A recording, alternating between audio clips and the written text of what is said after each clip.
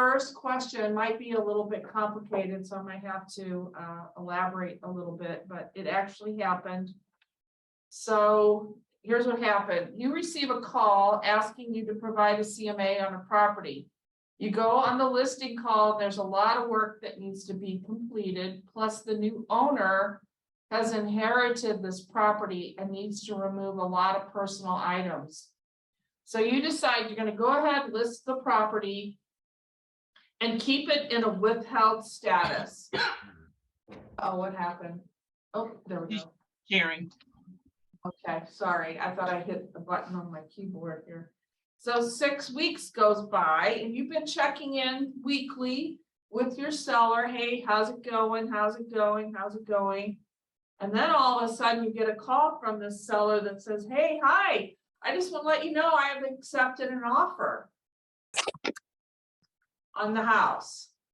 Now remember, our agent listed it and had it in a withheld status. So my first reaction was I put my boxing gloves on and I'm going to call that agent and we're going to have call the broker. But then I sat there and thought about it for a second and thought, wait a minute, withheld. Who can see a withheld listing? Anybody know?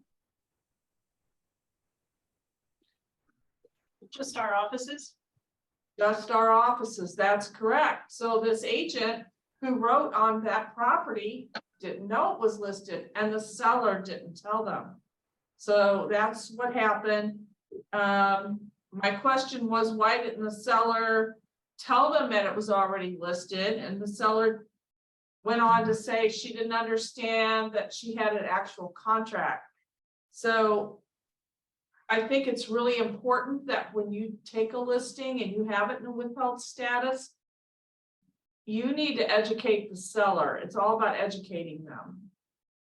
This turned into a fiasco because the agent knew our agent and they all went to church together and all these kinds of things. Diana's having trouble getting on, so I don't know if it's us or her getting on to, maybe, can somebody call her, please? Have any of you experienced this with the withheld status? No, I'm not in favor of it. Withheld, it's totally opposite of what you would think. Withheld means I can still show it, I can sell it in withheld status, but I can't put a sign in the yard. I can't promote it. So we were kind of stuck between a rock and a hard place. We ended up getting some compensation out of it, but it didn't go the way it should have. So Lynn, did they not have a listing agreement with that person? We did have a listing contract with them. Yeah, but because it's in withheld status, we had no signage because they prevent us from doing that, and no marketing. So the buyer's agent saying, well, I didn't know it was already listed. I went to church with the seller and the seller said she wanted to sell the house and I had a buyer. So that buyer's agent became a dual agent and did both sides while we had an active listing. Huh. Yeah, not good. I guess, I mean, we could have taken the seller to court and sued for our commission. She did end up paying us something, but not what we would originally receive. So, Lynn, did you say that it was promoted within the company? withheld can be, yes. Was that particular listing promoted in the company? In our company, yes. So it wasn't our agent that did that. It was an agent from another broker. Right. An agent from another company went in and wrote an offer and the seller accepted it. Okay. So a buyer's agent saying, hey, I didn't know it was listed because they can't see our withheld listings. Right. Did the buyer's agent also get a listing agreement signed from them too? Yeah. Yep. The seller's pleading, I didn't know. Yeah, right. So I think the education part of it is not only sitting with them and saying, listen, I have your house listed. If anybody calls on it, you need to call me. But it also might be worthy of following up with an email. Just to reconfirm, if someone reaches out to you about your house, have them contact me. Because that was the seller's, like, I didn't know I wasn't supposed to do that. Okay, we can go to number 2, Jamie.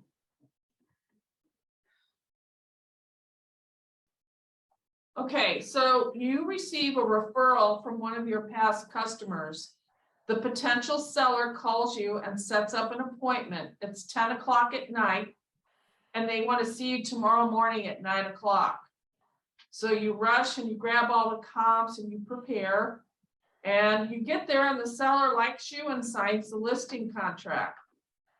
Later, back at the office, when you're completing all the rest of your research and doing everything, you realize that they had that house listed before, and you see that W, the withdrawn status.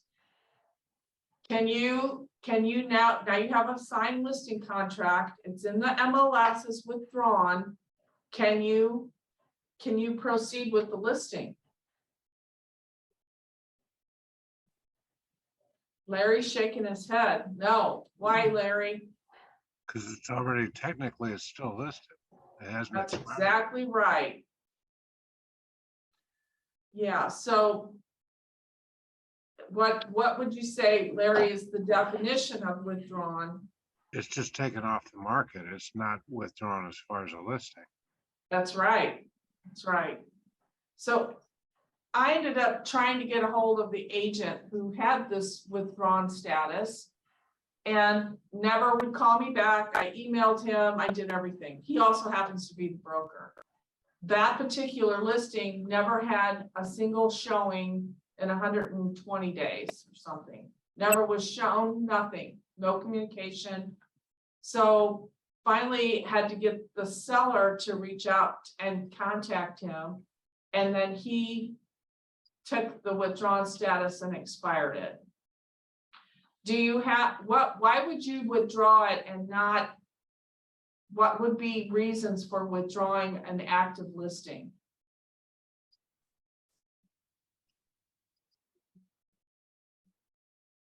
Anybody? Well, sometimes the seller just wants to take a break and you want to keep it listed, but you don't want any showings or something like that, just to kind of please the seller. Correct, yep. So maybe they decided to put new carpeting in based on feedback or paint or something. So withdrawn means back off. You see that. If the seller calls you, can you go? Yes. But your listing date can't be the effective date until that is either canceled or expired. Canceled means the contract is done and it will expire later on, which sometimes causes confusion for some people. But if it's withdrawn, you need to get the seller to call them. But you can go, if a seller calls you, that's fine. You just can't go and pursue the seller in that situation. And typically, the reason this happened, and this was a true scenario, you really did get the call at 10 o'clock at night to be there the next morning at 9 o'clock. And so obviously was in a rush and didn't catch that it was currently in a withdrawn status. Sounds more like they were screwing with each other. And the seller got mad, wants to get it relisted right away. You're right. So some agents do that. The seller says, listen, I'm done with you.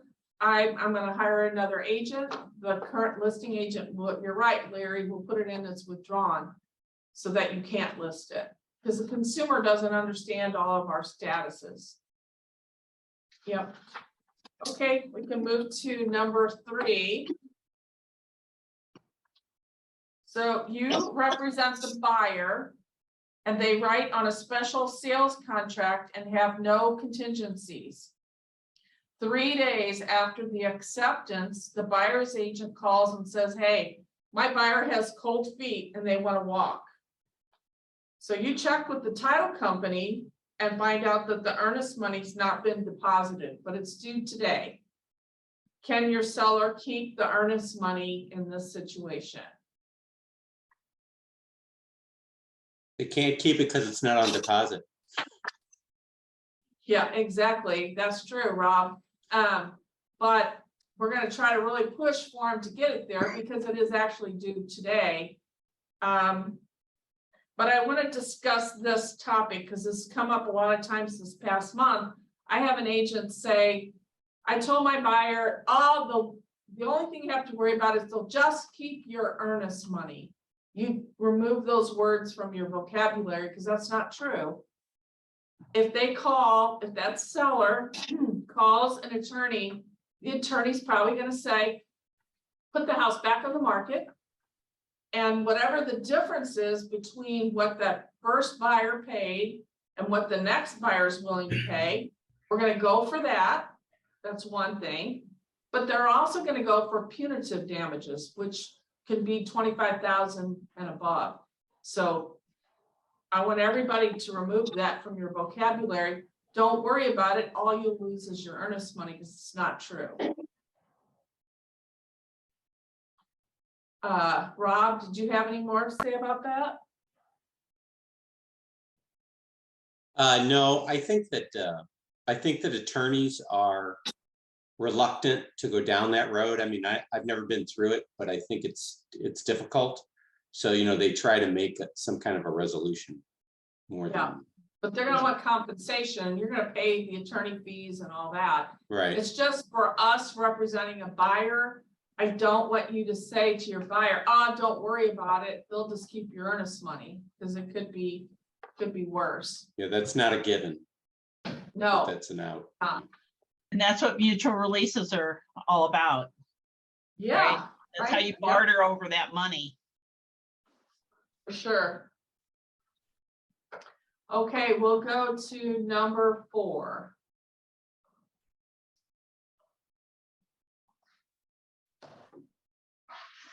So you represent the buyer and have a secured sale. You submit the paperwork to the title company along with the earnest money check. Who else should get copies besides the buyer, the lender, and the title company? Broker. Yay, Larry. Ding, ding, ding, ding, ding. And who should you send that paperwork to? What's your best bet? When you're sending this paperwork to your broker, who at Remax Gold do you send it to? I give it to Jamie. Okay, so you hand it to her. Okay. I'm gonna start giving all my stuff to Jamie. There you Yeah. go. Where's she at? She was on here a minute ago. You email it to info@stlgoldhomes.com. Go, That's Joe. it, Joe. Joe, ding, ding, ding, ding, ding. Yeah. So let's say there's an audit that's been conducted and they found a couple items that are missing. How long do you have to get that missing item so that you're able to be paid at title? You got a notification that you're missing an addendum or something to complete your file. How long do you have to get that to Remax Gold? I thought there was a rule that if you were short documents at closing, that they deducted 10% per week. Is that correct? We should Love do it. that. I love that. I could make a nice paycheck for that. So anybody want to take a guess how long you have to get that in? You should get it in before closing. Yeah, so we'd like you to have it in a week before closing. All right, and who are you going to send that to? You should send it to everybody but STL info. So we would like you to send it to Joan at STL Gold Homes, that last piece of paper, because who's doing your pay it title for you? Joan. She's the main gal. So Mary, did you have something you'd like to add to this? Just that it is, it's a complex kind of procedure, right? It's everything, you're picking it up, putting it down. I'm sure Joan has something she'd like to add as well. But to get that done, if you keep in mind that the pay a title, the whole week out thing before it closes is to give that time for the title company to get it, understand what the directive is. Is there a problem with the payment? There's oftentimes we find that maybe price change or something changes, and that sheet has to be reworked. It's hard to do it the day of and get it to somebody who's standing there waiting while you're at a closing to get that all done. So that week head start gives you that heads up, hey, that's coming. Did anything else happen? Is there something that changed? Or particularly that if it affects commission, price or commission, she's got to know, and she's got to rework that whole sheet again and get it over there. So we're kind of working on a time crunch, and you're constantly working for the next week's closings, right? And kind of have parked that one, and it should be kind of gone until the closing day. So any change at all is vital, and enough time to be able to do that, not just the day of closing. That's really hard on Joan. And Joan, I'm going to ask you to contribute. Joan's been really good though. If you got something that comes up at the last minute, which is usually when that happens. Yep. And if you get it to her right away, she's usually pretty good with it. I try. Oh, hi, John. I think Joan is, I second that, Larry. Joan is really, really good. She's very responsive and always pleasant. Yeah, Thank you. very much so. Yes, she is. Yeah, we have had quite a few lately where, I know it's a bit crazy sometimes, but the title company has the information for the change in sale price or the closing date, but we don't have it in our file. So I've sent pay it title information to them to have them reply and say, this was changed. Can you send us something revised? So, which slows everything down when that happens, to be honest.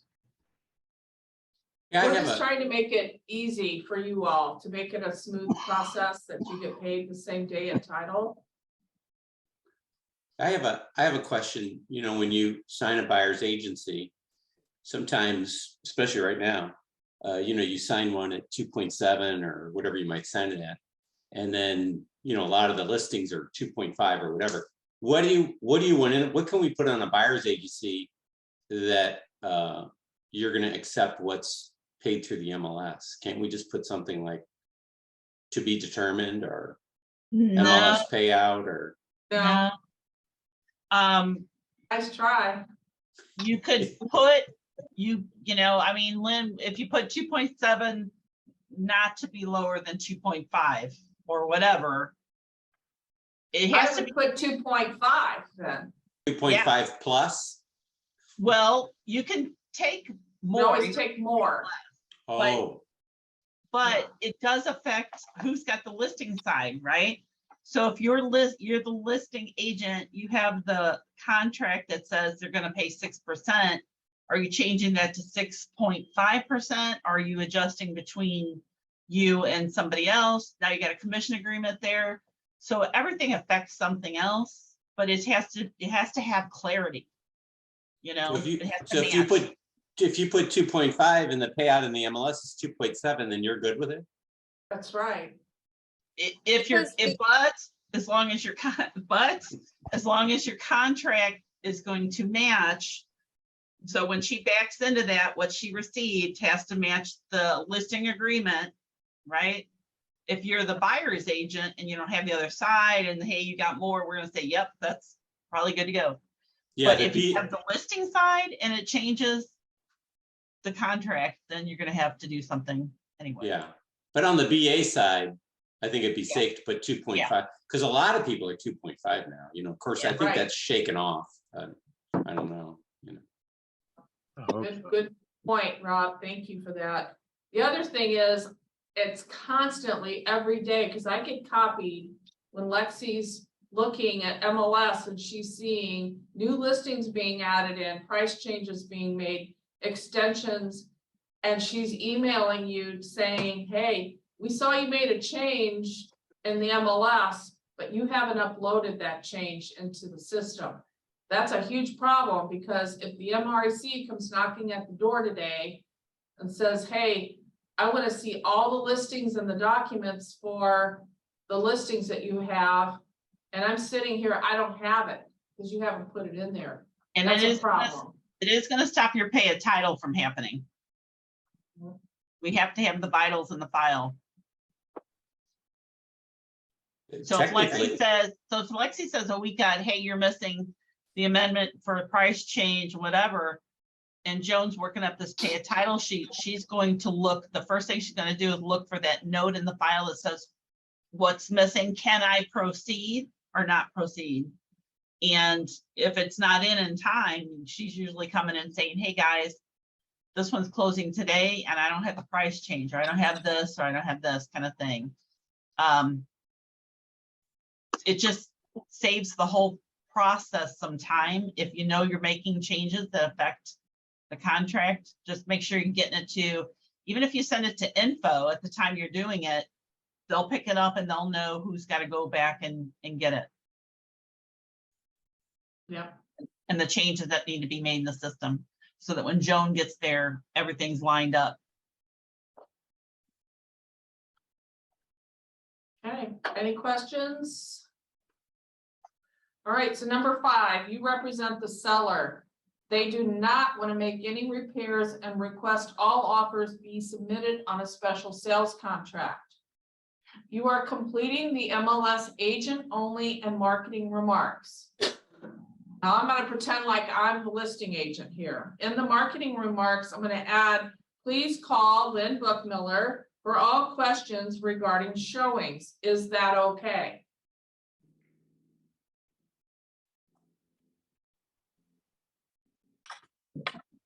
No, not in the marketing remarks. That's right, Everett, you got it. Ding, ding, ding. So I could put that in agent only remarks, but not your name, your phone number, your email. None of that can appear in marketing remarks. And the reason for that is, let's say I have Brent set up as a client for MLS. And every time something that matches his criteria, he receives that listing. I don't want the listing agent's information on there. I want him to call me. So when you're adding your remarks, you have to think about that. That, wow, if I put my name or my email, anything like that in the marketing remarks, I'm going to get in trouble, because I promise you the MLS is going to catch it. And I think I get an email probably every other day. Somebody in this company puts that in there, something about themselves in the marketing remarks. And they're right now, it's just kind of a little, oh, bad on your hand with no, no problems issued, or no, like you don't have to pay any money. But at some point they could maybe change that policy. So. Hey, Lynn, Yep. that's the same thing with pictures too. I mean, I've seen some agents where they'll take a picture of the front of the house with their sign in it, but that Yeah. too, they jump on that, don't they? Yep. Oh, yeah. We're going to talk about that. Good question. Yep. Okay, we'll move on to number 6. So you just listed a property. The for sale signs is proudly displayed in the front yard. The professional photographer is scheduled to take pictures today. As soon as you get them, you upload all the pictures in the MLS, including the picture of the front with your sign. Is that okay? No. No. And they will catch it. And guess how they catch it? Another agent will tell on you. And again, it's because all of that is sent out. When you have your portal set up for your clients, that's all syndicated out, back out to clients. They see that. So no pictures I saw this not too long ago. It was pretty clever, nice try. But the listing agent had these welcome mats.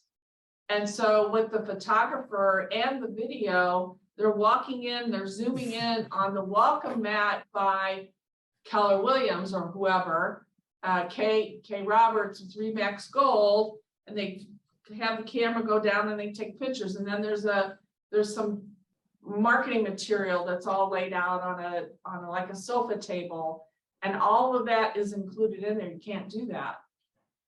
But can you put all those photos on any other social media platform? Yep.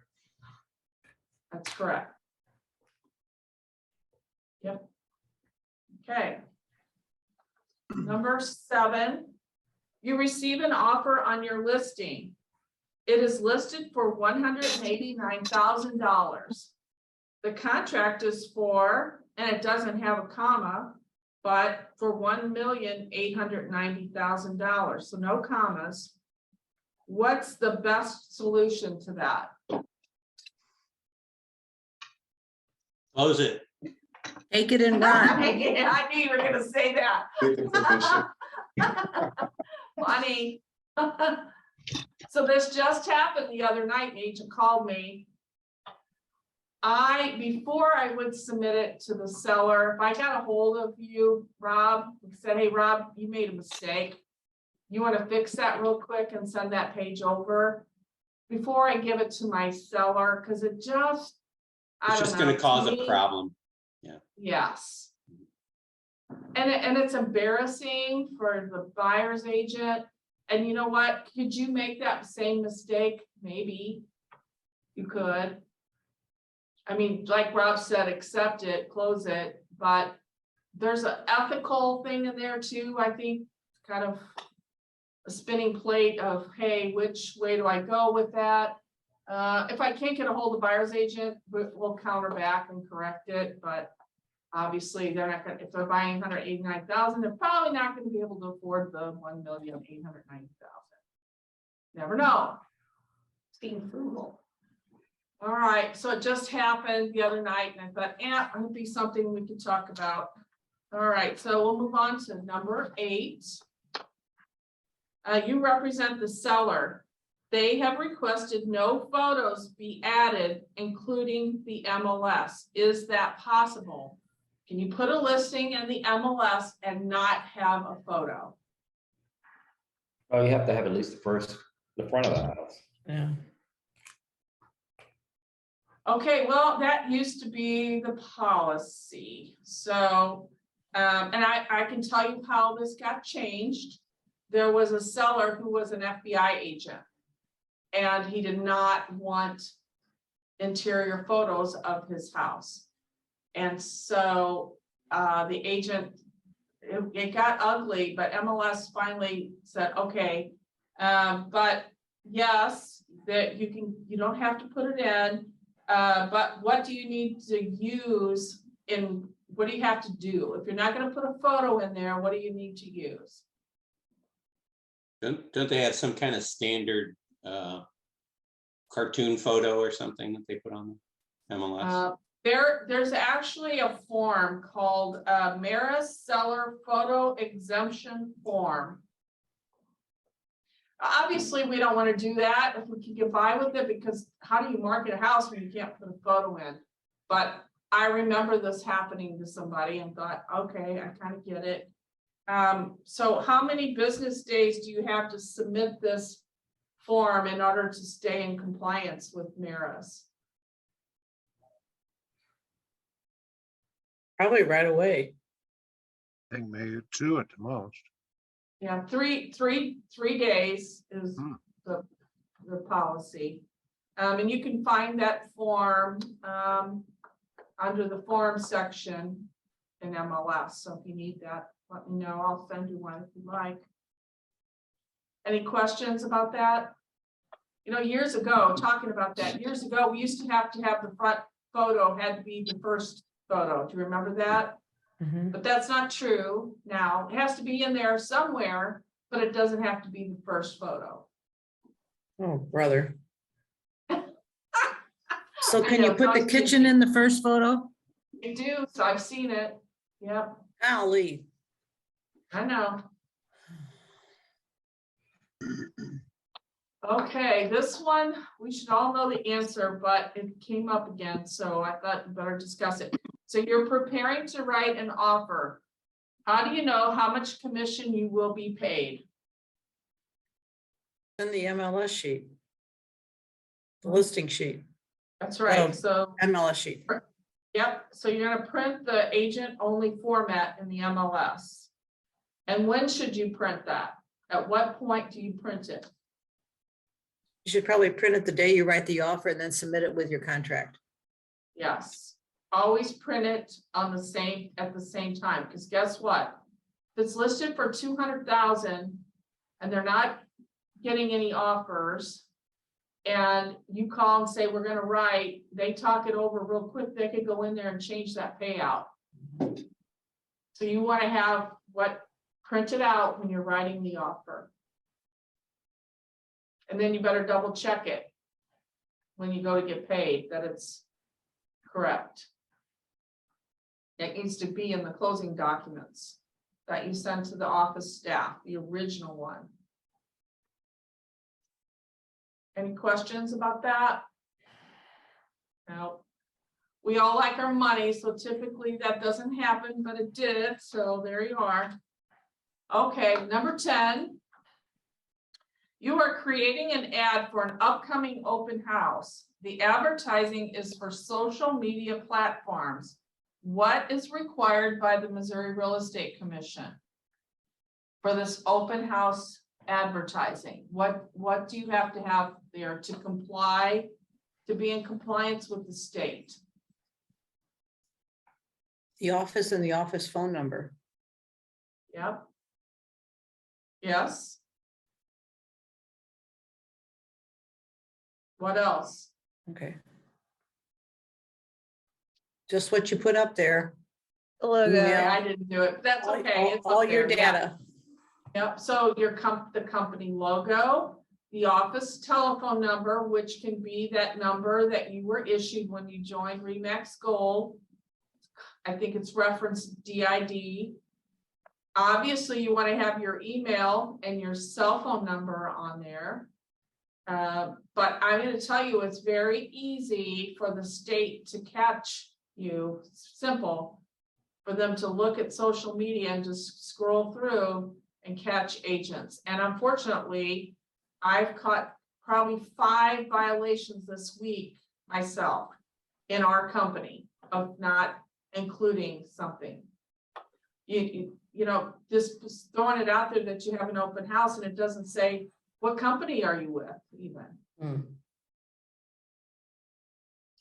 If any of you see that, you don't have to call the agent and tell them, you can call me and I can do it delicately so that there's no problem. But if you want to call and let me know if you see a violation like that, I would appreciate it.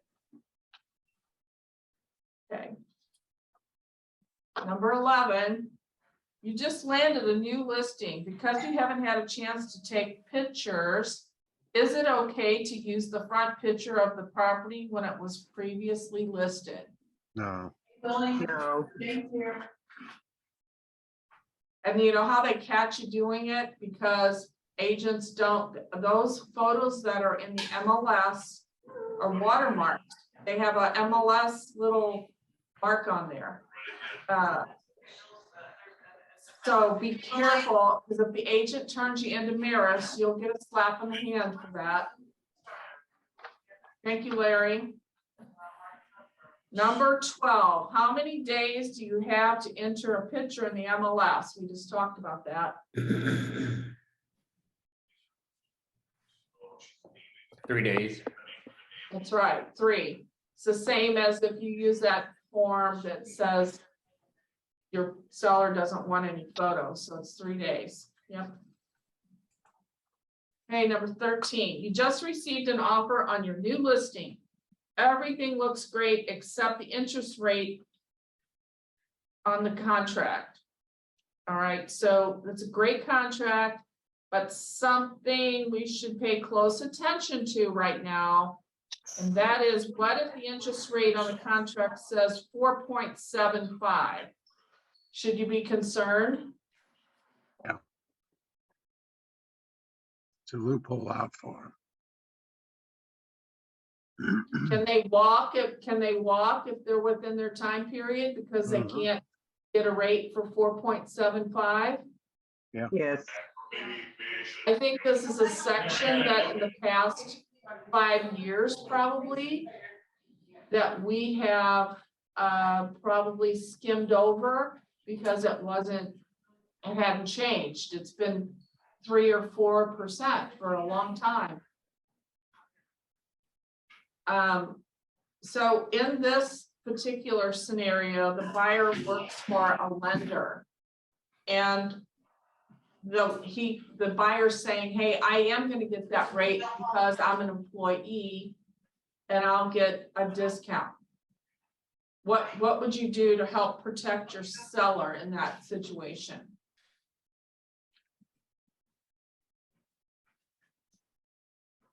I think I'd still counter back with whatever the current rates were.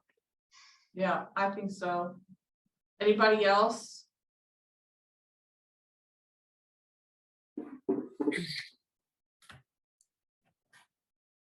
Anybody else have a suggestion? I just had somebody get out of a contract this week because of that exact situation. That the interest rate was too low. And they were able to walk, not because, and they said, well, it's because of the rate. Now, could the seller maybe agree to buy down the interest rate for them?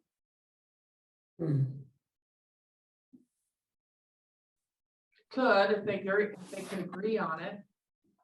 They might pay a little, maybe increase the price and pay down the interest rate or something. Where is it? Yeah, but usually if they're doing that, there's another reason they're trying to get out of the contract and they're using that as a way to get out. Mm-hmm. Yes, you're right. Okay, so what happens? Hey, Jamie, can you mute that? I think it's Rita. Can you mute her? Picture of shoe in the Thank you. Thanks. So, what happens before the loan commitment date and the interest rate exceeds the rate on the contract? So they could walk. They could ask the seller to buy down the interest rate. And Larry just said, you counter back and change it to what the current rates are. You might want to give it even a little bit of a cushion in case it spikes up. Maybe one rate today, it could be higher next week. We don't know.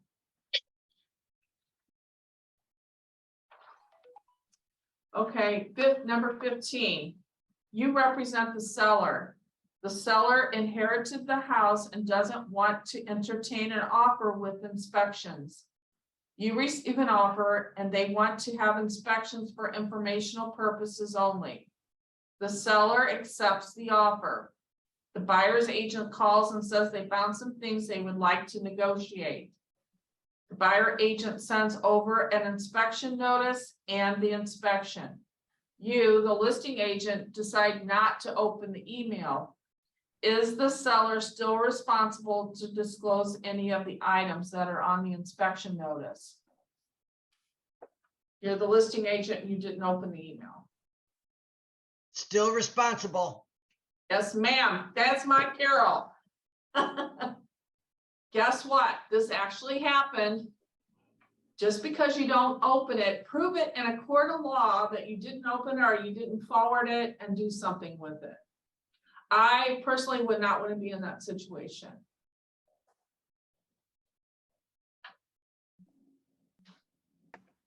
Anybody else want to add to that? See Larry looking it over. Yeah. You know, that's pretty typical too, was what's been happening. I mean, or at least when it was busier, Yeah. you know, they do that. And it was just kind of, I don't know. I just thought the buyer's agents would be, and I did the same thing too. I mean, I thought the buyer's agents were just kind of being slick with it because it was a way out of the contract. Well, the other thing too is if you don't, the importance of the seller's disclosure, right? They can't lie on that. So if you exclude a seller's disclosure and you're, you know, that's where you're really leaving yourself more vulnerable. So You know, I can whereas tell the you, building Carol, inspectors, how do you know what a lot of times the building inspectors are pretty Mickey Mouse too. right. Well, you have to determine, okay, they said the roof is bad. So do you maybe have a roofer come over and look at it and they say that roof is fine? Mhm. Okay, that's the difference. But if they say, hey, that roof is really bad, and you have a roofer come out and they go, that roof is really bad, they better disclose it. Yeah. Do you know what? There's nothing worse, and I know Carol, I don't know if she wants to chime in here, but she had a situation and she did for informational purposes only, and they did not, I'm not gonna use the bad L word, but they weren't truthful on the seller's disclosure statement. And Carol did an inspection. Carol, do you want to chime in what happened? Yeah, we did an inspection and we found a compressed sill plate it was hidden. I mean, the basement was finished, but my termite inspectors did a very thorough inspection on this house. And we pulled the vent by the front porch. Obviously, that's where termites usually are. And he just very gently pulled back the metal vent stuff, you know, from the furnace, and the whole sill plate was compressed. We did eventually get out. We were for information only, and we originally just asked the guy if he would open it up so we could see how severe the damage was. And he refused. And then he proceeded to say he was going to keep their big earnest money. And I said, oh, no, you won't. So, you know, the fight was on. He then came back and offered $5,000, but still would not let us see how extensive the damage was. And then they sent me the Rattler report from when they had treated it, and it indicated there were termites all the way across the sill plate. So now my client said, that's just not enough money. There's no way. Just, you know, she said, I'm not concerned about the money. Just open it up so we can see how bad it is. And he refused. Unfortunately, the agent never changed the status, left it pending because she had another contract, sold the house for over $100,000 over asking, and never committed fraud, in my opinion, because she did not make them change their seller's disclosures. And the house sold what it was with no further inspections or anything else like that. So I really feel bad for the people that ended up buying it. And I'd like to go to SLAR and indicate what can be done, because this is happening all the time, where agents keep the listing and don't make them change it. Yeah, I think that in that scenario, Larry, that we were talking about, that is the issue. That was a huge problem. And her inspector was up on the roof and there were termites up on the roof. Now, you know, that's a serious problem. They don't start on the roof. They start below and work their way up. So it's a 2-story house. So I can promise you, from the basement to that roof, there's some serious damage. Yeah, We're talking about somebody that just paid $975,000 for a termite-ridden house with a compressed sill plate and floor joists that are involved. Mhm. And to don't know how bad it was. And I just don't think it's right that an agent, because I called SLAR and they said I can't turn in a complaint because I said that I wasn't hurt. Well, yeah, I was, because I lost a $17,000 commission. I call that pretty damn painful. I don't know about anybody else. Well, and I think your buyers were hurt because they withheld that information and they spent money on inspections. Absolutely. And so they were lured into inspecting that property. They maybe would have not done it, you know, not inspected it at all.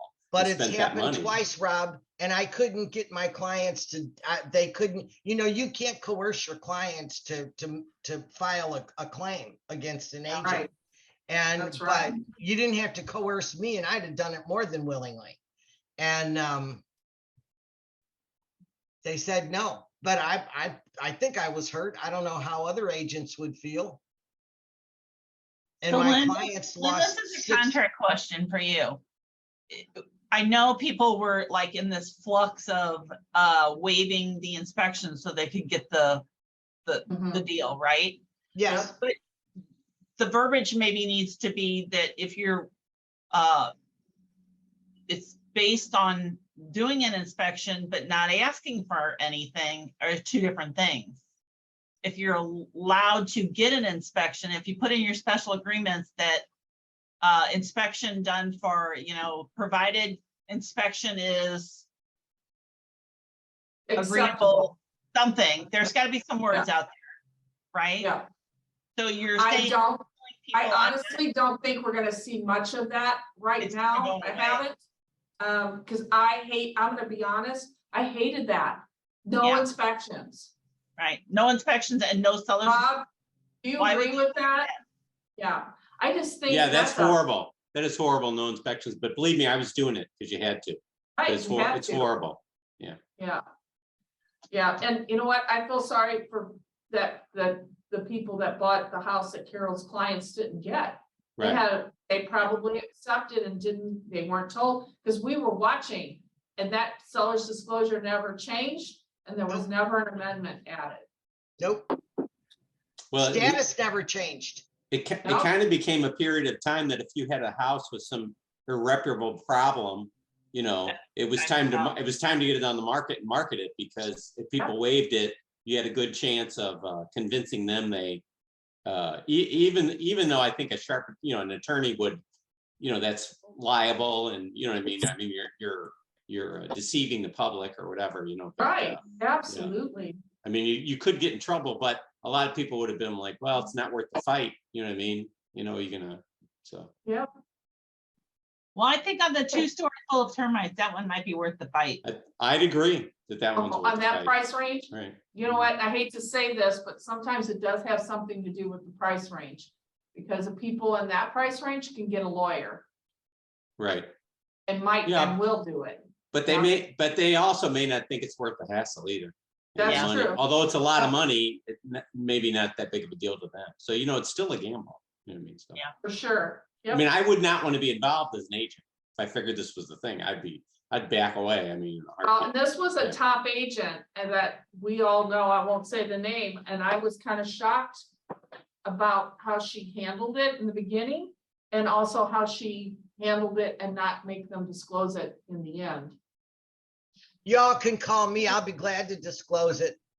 Yeah, call Carol.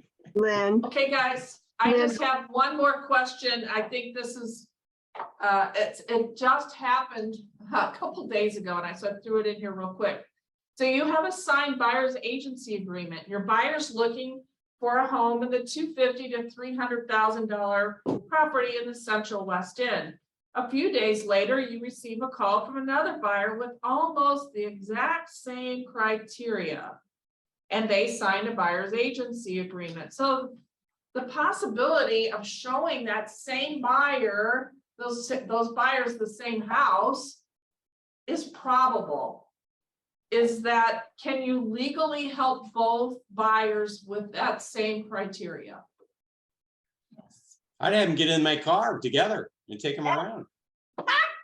Love it. Sure. He's Right. saving gas.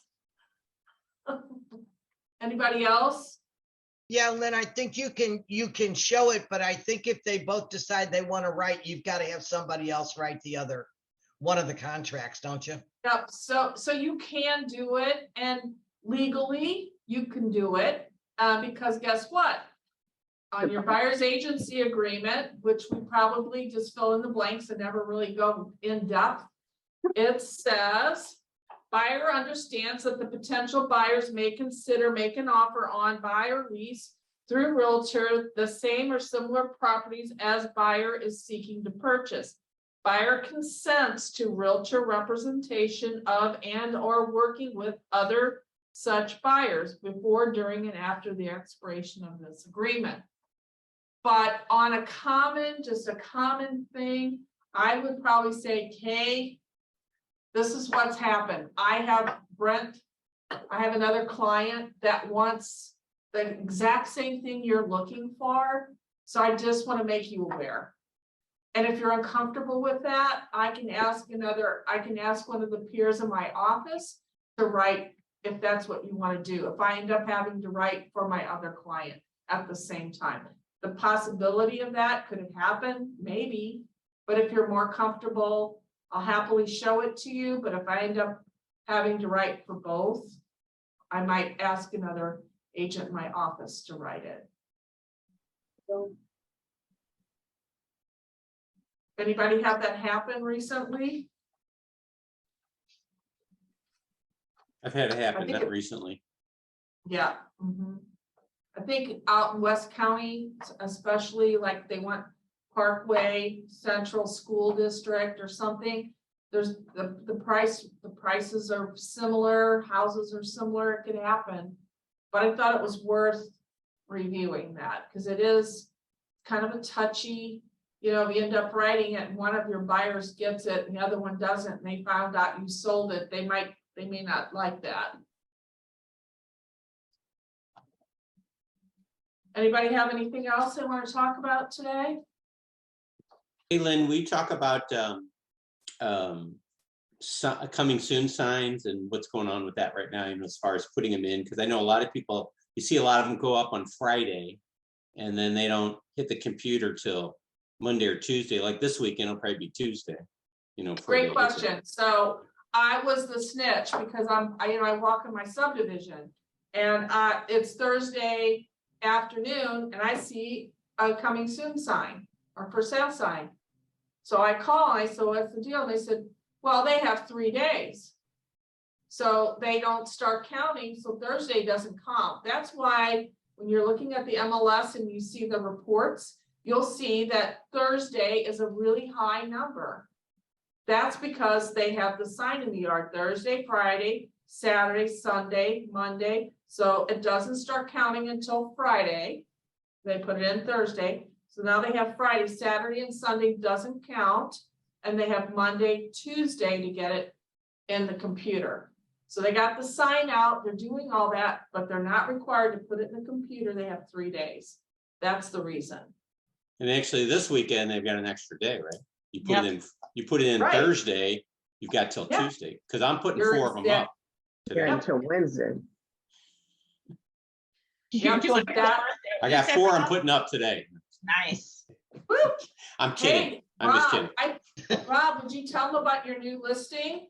Oh, I got 3 really nice listings coming He's on. putting Yeah. 4 signs up. Yeah, no, I'm not, I'm really seriously. I got one in Brentwood in York Hills. You know, when you get off 40 at McKnight and you go Nice. south towards what's that park, Tillis Park, the one with all the lights. On the left side, there's that subdivision. It's got 2 or 3 entrances, York Hills. Got one in there, ranch coming on in there, really nice. Gonna be in the low to mid 6s. So I haven't shown it yet, but I got a listing agreement. And then I've got one coming on in Kirkwood, 3-car garage, killer yard on West Woodbine near Boaz in that general area. Probably going to be about the same price. And then I have one coming on in Ellisville, Old State and Ridge Road, a 2-story also. Going to be probably high 5s, that one. So if anybody has anybody, I can get you in all of them. So. I Hey, have a Rob, question what's, for. does the Oh, go house in ahead, Kirk- Carol. does the house in ahead. Kirkwood have fireplace? Yes, And a Kirkwood is a basement? fireplace. The full basement finished. The whole basement's not finished, but it does have a fireplace, a 3-car garage, and killer yard, even though it has a 3-car garage. How much? I think I'm going on at $625 or something like that. Probably going to be next week, the end of next week before I get it available, but I can get you in it. It's in a little disarray, but I can get you in it this week, you know. Okay. So I have a question. Here's something. You just listed a commercial building. How Yes. many days do you have to get it in the MLS? You don't have to put it in the MLS because commercial people are above the law. That's right. They're So I special. wanted to tell you, because Kathy's on the line with us today. And Kathy, what's your new role there at your board? At SLAR? Your forms for commercial? Oh, no, that was for the state. Is that? It's Oh, the not for- state, okay. Yes, for the state. Okay. So commercial real estate is broker discretion, so it doesn't have to go in the MLS. You can go in, they can put signs up, they pretty much can do whatever they want. But Rob has a new commercial listing too that I thought he might want to talk about. I do. So I have a building on 7th Street in Soulard. And it is got 2 apartments in it, quite nice. They're I think they're rented for $12.75 each, which is probably on the low side. And then on the first floor, it's retail, and there's a Subway sub shop in it. And my guy is selling the building and the Subway sub shop. He owns them all, so you can buy the Subway. And he does not want to sell the building without selling the Subway, but he would sell the Subway without selling the building. So. How much? Altogether, it's 1.2. The Subway is 350 or 325, and the building is, I think, 825. But it's got a good cap rate, about 12 on the cap rate. So Is that pretty good, Rob? 12 is pretty good cap rate. Yeah. Mhm. High I would return. think that income from the 2 apartments would help too. Yeah, so there's rent from the 2 apartments, and then in that cap rate calculation, the Subway is paying rent also. And the key to the whole thing is the Subway pays triple net. In other words, they pay the taxes, insurance on the whole building, and they take care of the maintenance, the building and the parking lot. So, Oh, really? so it skews the cap rate high because there's no expenses even for the apartments, you know what I mean? Because the guy owns it all. The one guy owns it all. So. Wow. Mhm. So that you guys, that's Rob, your commercial king now. Yeah, Kathy, I'll get with you. You're rewriting all those commercial documents. That sounds fun. Oh, it is. Tell her what you want in there, Rob. I really like the commercial contract. If an attorney is not going to write the commercial contract, I really like the state form better than our local form. I think our local form lacks a lot, but that's just me. Mm-hmm. Yes. Okay, thank you all for being on here this morning. Have a nice, safe holiday weekend.